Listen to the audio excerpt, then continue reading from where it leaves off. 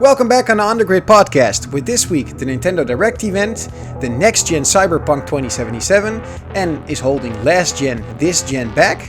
We hope you enjoy.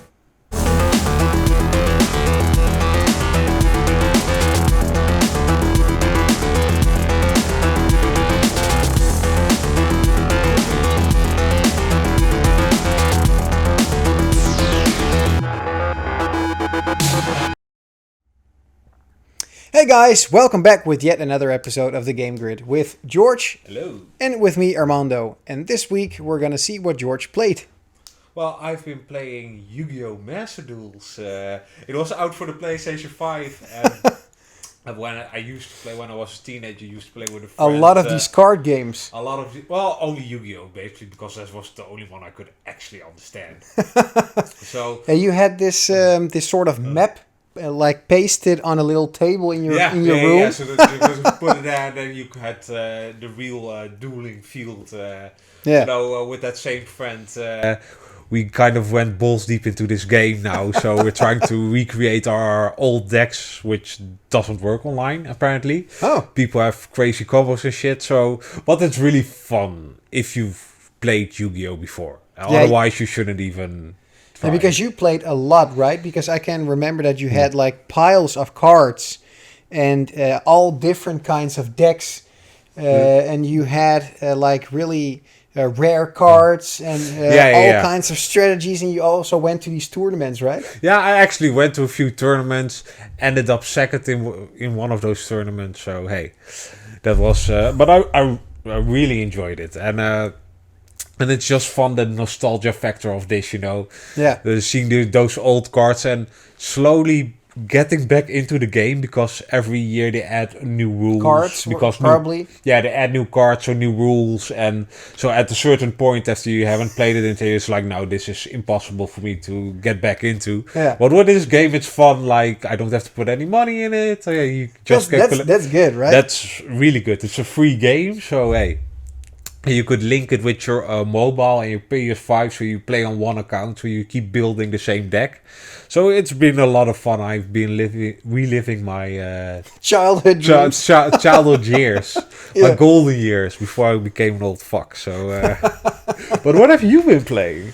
Well, we had some parties at home, so it was hard to play too many games. But on Sunday, I started playing Mercenary Kings. Yeah. Because I wanted to play a couple of Nintendo Switch multiplayer games and to see what happens if I have my wife next to me and my kid next to me and all try to play the game at the same time. You can work together as a unit, as a family. It works so well. It works so well. It looks like me, the leader, walking around with a couple of minions behind me, not doing actual shit. So basically, they're like NPCs when you play with them. NPC shoot. Oh. But it's a side scroller, right? It's going left and right. And it is fun though. It is fun to see them also trying to learn how to jump and how to just do the basic things. But it's real fun to have them around and actually do something together with them instead of them being downstairs and me playing there. You being isolated in your attic playing video games. Yeah. When is Daddy coming? Daddy ain't coming. Daddy ain't coming. Yeah, so not too many games, but I kind of enjoyed that. So I have a couple of other games that I wanted to try out. So let's see in the future if we can find something that we can find common ground in. Yeah, well, Castle Crashers, I heard you talk before we turned on the camera. Castle Crashers was an amazing game for that. I also have that one now. So I'm kind of just searching for the moment that we can start up this one and see what happens there. Yeah, and that's actually fun because you each level a character. So you'll probably be way higher level than the rest. So maybe just give your wife or your daughter the high level character and then you go in. That ain't gonna happen. I'm just... I've played a really short moment Mario Kart. Yeah. My daughter doesn't really like Mario Kart that much, but I think it's like a good basic to at least understand some competitive multiplayer card games. Yeah, and it's really old school. So yeah. And Mario Kart, they just had some new levels, so that's also the reason why I wanted to relive the moment for Mario Kart again. Yeah. Just to make a Segue. Yeah, It yeah, went yeah. very smooth. So, hey, let's keep it going. There was a Nintendo Direct event, and well, most of us were like, "Oh, is this new Mario Kart finally coming instead of an old Wii U game Yeah. A being remake. relaunched on the Switch? Nobody bought the Wii U, so they were like, "This is brand We can new just for most relaunch of the game and Yeah. just do it all over again." And well, wasn't this big disappointment actually? Because there was no new Mario Kart. Well- There was actually the same Mario Kart, and the trick that they've been playing right now is they're just gonna relaunch new maps every couple of weeks, months, Yeah, and then for the wait coming until 2 it's years. and then wait until it's the end of 2023, and then they're like, new Nintendo, Mario Kart. Yeah, probably. But would you want a new Mario Kart after you got 84 more maps? Especially since they are the old school maps. Like, I'm really looking forward to the Nintendo 64 maps. Because that's my era and I want to show my son this is how Mario Kart's supposed to be played. Yeah, well, So, they already did a couple of these maps, of course, because in the Nintendo Switch version, you also had already maps of the Super Nintendo and going up. So they're just adding maps that were already in older games. It is nice, of course, but I believe when I see the community around me, yeah. that they would love to see some sort of retro move, like going back to the GameCube Mario Kart version, where you could also have a double person, so double dash. Double dash, yeah. And I believe they could recreate a new Mario Kart and really make it a new game again, or at least take some elements of older ones and just actually making a new game for a new platform. And I think that they fail in this. I mean, of course, the maps are fantastic, and I'm really looking forward to it. There were some comments already on the quality of the maps. That's what I was reading on the internet, but that's just something, I mean, what do you expect? It's the Nintendo Switch. It's not like, I'm not expecting, like, graphical fantasticness.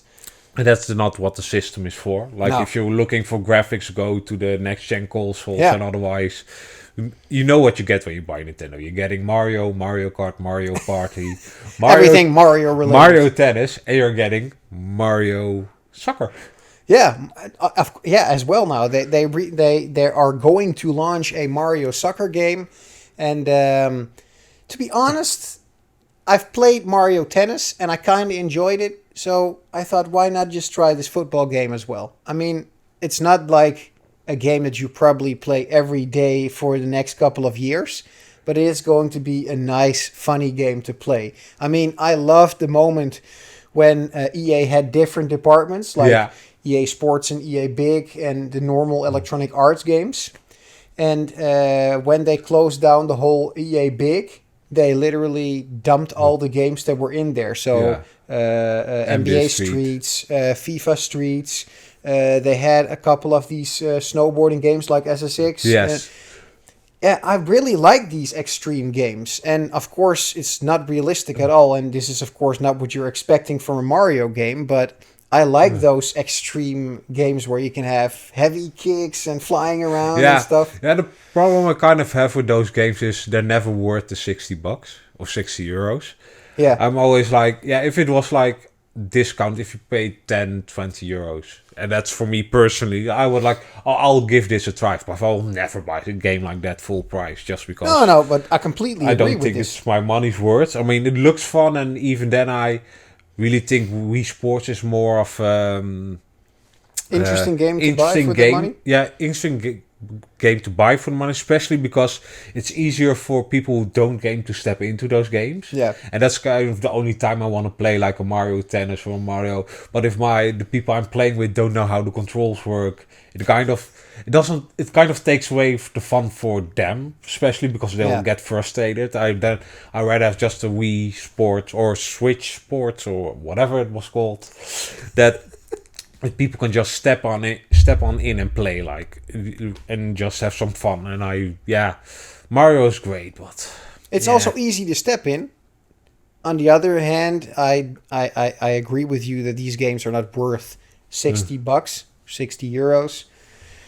I always have the feeling with these games that with different developers, it's worth the time waiting, because then these games just drop in price and you can buy them more easily for a better price. But with Nintendo, you know that every Mario related game keeps a really high price. Yes. And Switch games are most of the time expensive because the cartridges are expensive, which is logical. Yeah. But that's the reason why they also launch now these games with only game cards in them, with these codes that you can just redeem and then you can download the game. Yeah.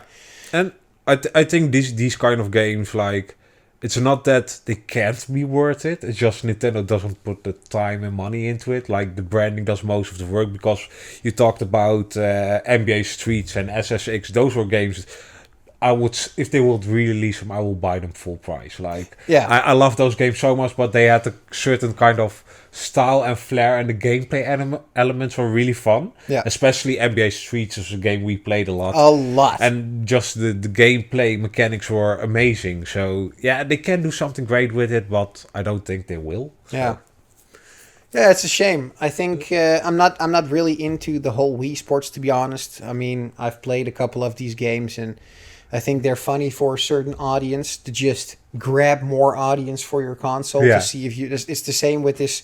I'm not sure what this game is called. There's a Nintendo Switch game where you have this sort of big hula hoop that you get with this. It's also a sort of Wii Sports game. And this one, we'll probably just link it here now.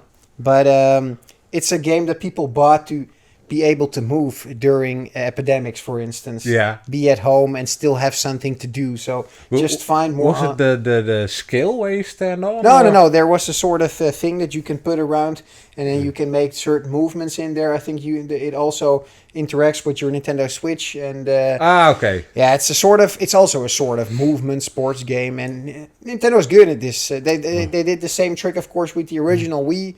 That's where they found the whole movement controller thing, and a lot of people just ended up buying these consoles, not because they were gamers, but because it was fun to have. Fun for a party. Yeah, indeed.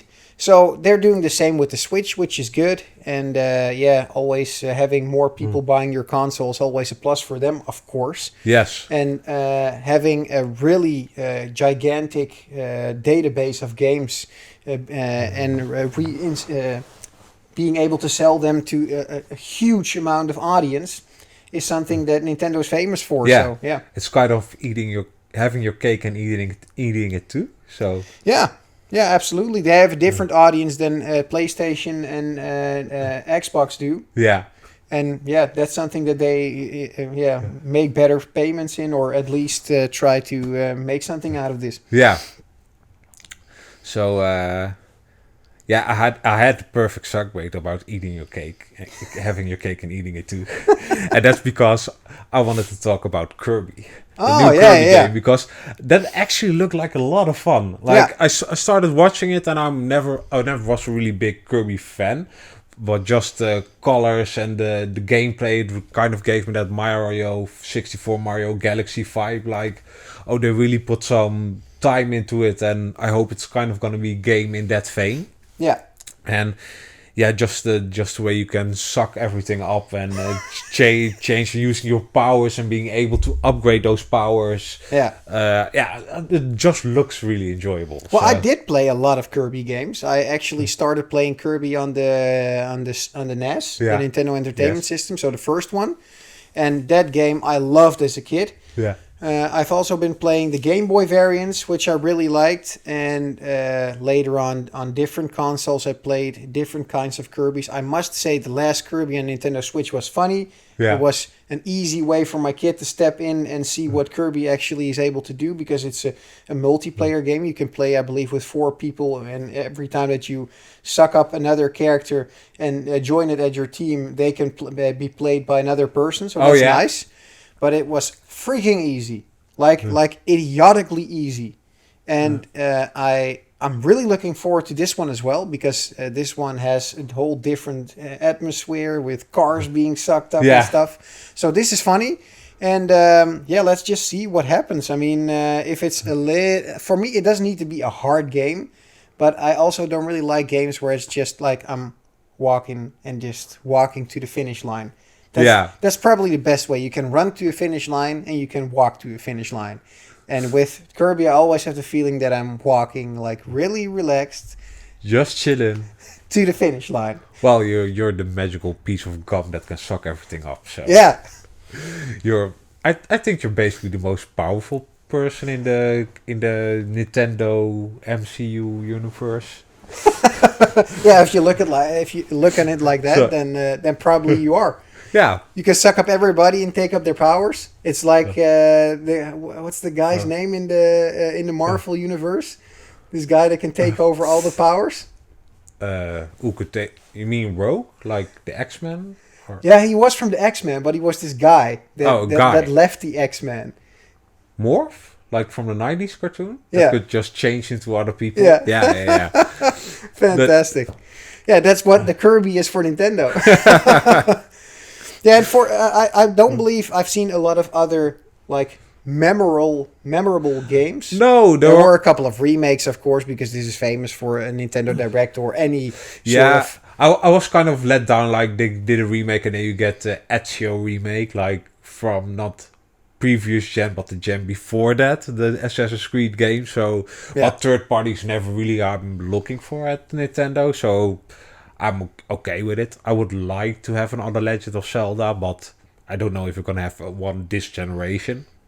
But I think so. This is you do already have a sort of Dynasty Warriors. That's the Age of Calamity. I think. But I really mean this. What was the Hyrule Warriors? Yeah, that was Dynasty Warriors type stuff. I don't really need a Legend of Zelda game, like with the puzzles and the Triforce and that's the reason or just a remake of Ocarina of Time. I would love that. But you do understand that this is the reason why you have this new subscription of them, right? Then you can play the N64. Zelda.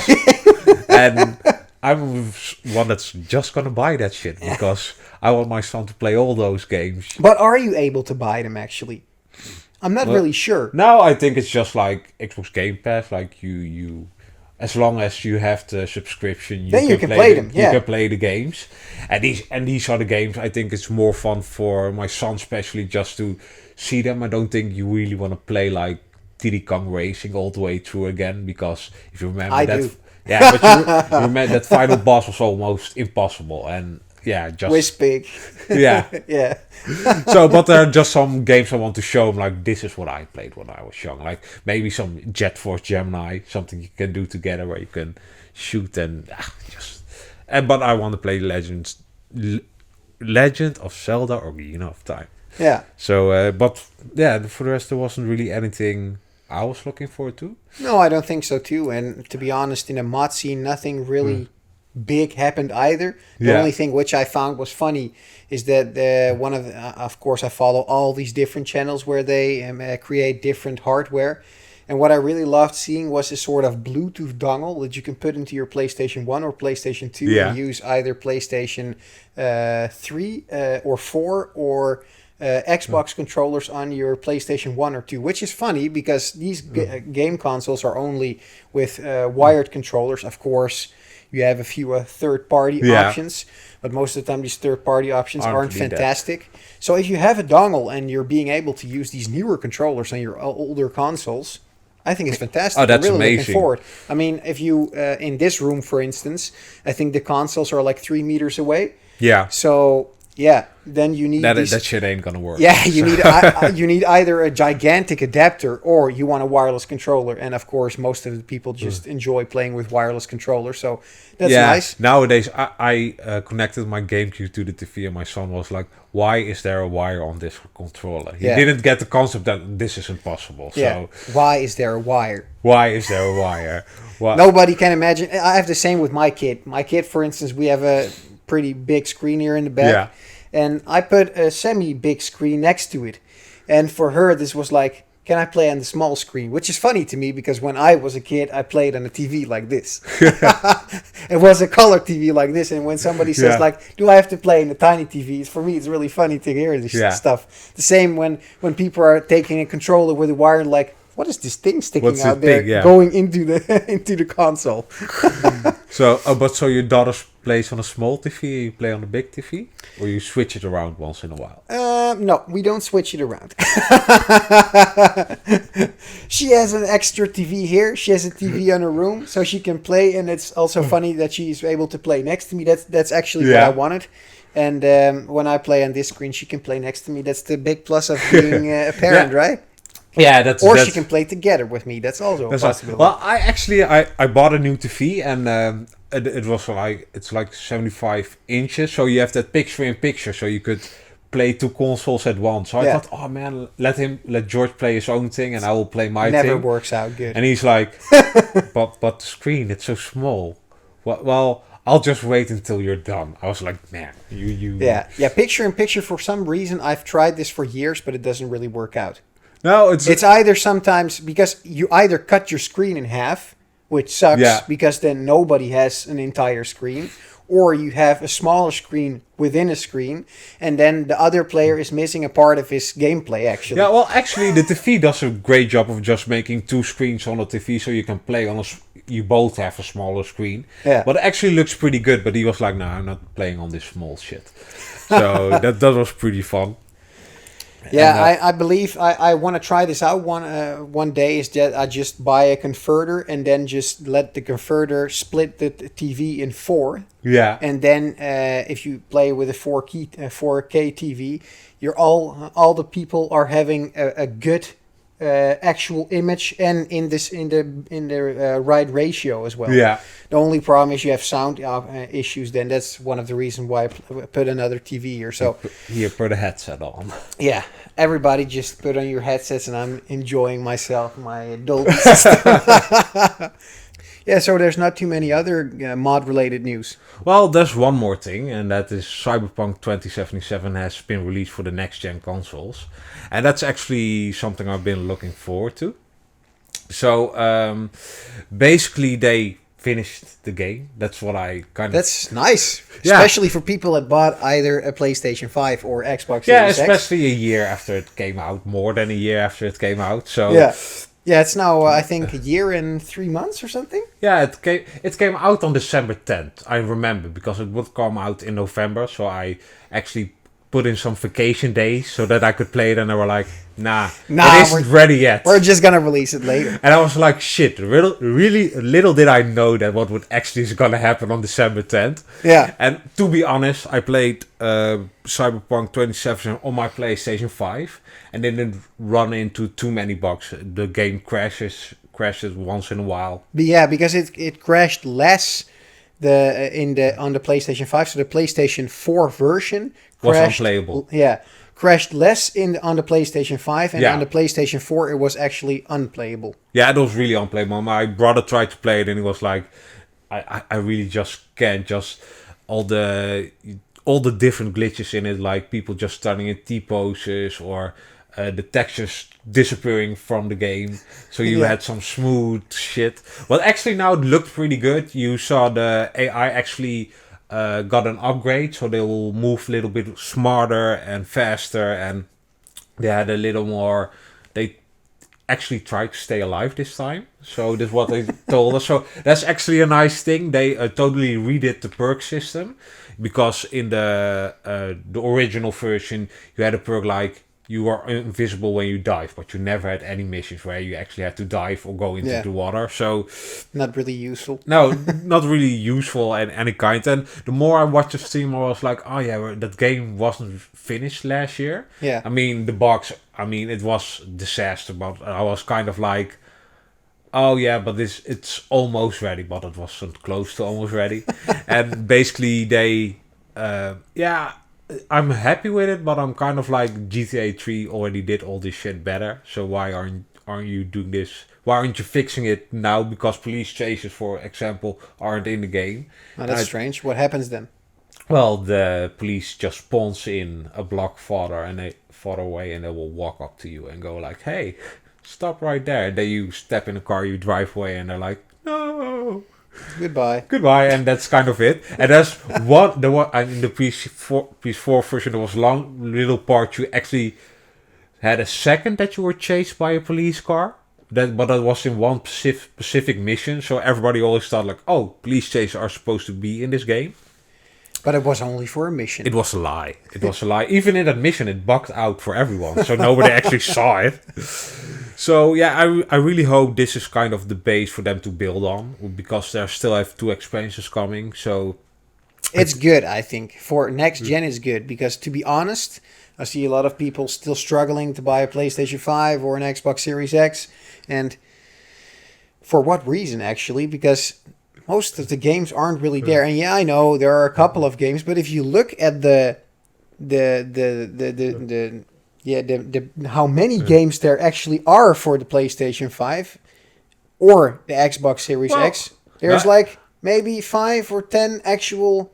Well, I think if they release like next gen games, 2 or 3 games a year, they're doing pretty well. I think for every console, and I think PlayStation does have really. Yeah, I don't want to be all retro and stuff, but when the PlayStation 2 got released, there were like, I think, 8 or 9 games already with launch, and close afterwards 15, 20, 30. Yeah, but and to be honest, I cannot even name you a handful of games at the moment that I'm like, I have to buy these games. Yeah, I want to play Halo Infinite. And I want to play Cyberpunk 2077, then the next gen version, of course. And Ghost of Tsushima and Eternals. Well, Eternals you wouldn't really like, but Ghost of Tsushima is one of those games that actually came out on the PlayStation 4. Maybe Dying Light. Dying Light. I saw a couple of trailers, maybe. But do you understand what I mean? I mean, we're a year further, and there's not too many games that you're like, oh wow, I need the next gen for this. No, and I really think like every generation has 1 or 2 of those years where you really get nothing. Like a shit. No, not well, remakes. Actually, you got 1 or 2 where you get a shitload of games that you're looking forward to, like. Xbox is gonna have a year with Halo, new Gears. Yeah, but what I'm a little bit afraid of is that Xbox had a really good strike with the fact that you could just buy different types of consoles. Yeah. But what I'm a little bit afraid of, what they're doing right now, is just launching a game and then put a little bit like a sticker on top, like it's always Xbox Series X compatible. Yeah, ray tracing. I think that's the big thing. Yeah, it's we'll like just add some ray tracing and then it's next gen. Yeah, it's like I think you're buying a game computer and then you have a computer with a simple graphic card and a really good graphical card. I think, and then you can just switch a little bit. And I actually want to see. I went to a toy shop and I was looking around for new Xbox Series X games. Yeah. And there was nothing except for Halo Infinite. I just saw it lying around somewhere near the Xbox One X games and the One S games. Yeah, I think that's kind of the problem with this cross-gen phase where we're in right now, because I do get the feeling it's holding other games back. Because like Halo Infinite is a perfect example. Like, how much more impressive could that game be in story, gameplay, AI if they just made it for the Series X? But now they have to scale it back so that you can also play it on the Series S, the Xbox One. And I think, and the same thing with PlayStation 5, because Horizon Forbidden West is coming out. His favorite title. Tomorrow. But it's also on PlayStation 4, and I know the reviews that came in were really great. Like, it's on an 8.9 now on Metacritic. But I'm somewhere in the back of my mind, I'm always like, yeah, but if you just made this for the PlayStation 5, how much further would you be able to go? And does the PlayStation 4 start putting limitation on the PlayStation 5? Because ray tracing is nice, but I want better AI. I want not a sort necessarily bigger world, but more dense worlds, like maybe more buildings you can go into. Yeah, and that's most of the time what you see when the next gen console comes is, for instance, that back in the day you were able to play 4 against 4 and then 8 against 8, 16 against 16, so you can fill the world up with more characters, and that's fun, you know, it makes it more realistic. Yeah. And that's something you would like to see if a next gen console comes out, to actually see something which is next gen worthy. Yeah.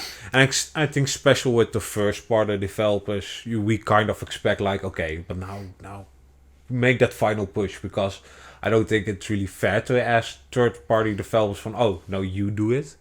So, yeah. no, but I'm really looking forward to playing Cyberpunk 2077. They did release it at the worst time possible. Because Horizon Forbidden West is coming out in a few days, and I'm going to review it, so Cyberpunk will just have to wait. Well, I think, do you have anything else to mention? No, I'm just really looking forward to reviewing our first game, so yeah. Yeah, nice. Well, then I hope you guys enjoy watching. Yes. Of course, if you liked it, don't forget to like and subscribe. And we'll hope to see you next week again. Bye-bye. Bye.